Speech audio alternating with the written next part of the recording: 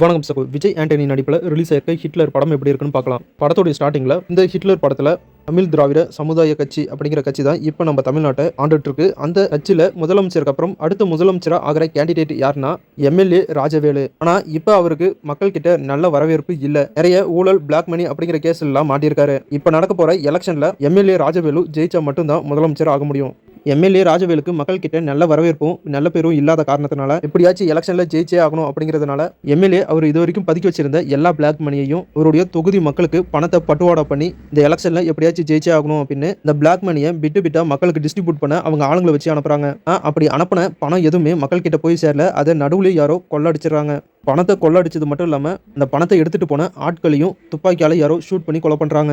இந்த கிரைமுக்கு பின்னாடி இருக்கிற உண்மை என்ன அப்படின்னு கண்டுபிடிக்கிறதுக்காக டைரக்டர் கௌதம் மேனன் இந்த படத்துல போலீஸ் கேரக்டர்ல வந்திருக்காரு. இந்த கிரைமுக்கும் நம்ம ஹீரோ விஜய் ஆண்டனிக்கும் என்ன சம்பந்தம், அப்படி கோடி கோடியா கொள்ளையடிச்ச அந்த கருப்பு பணத்தை எல்லாம் என்ன பண்ணாங்க அப்படிங்கிறதெல்லாம் போலீஸ் கேரக்டர்ல இருக்கிற டைரக்டர் கௌதம் மேனன் கண்டுபிடிச்சாரா அப்படிங்கிறத இந்த படத்துடைய கதை.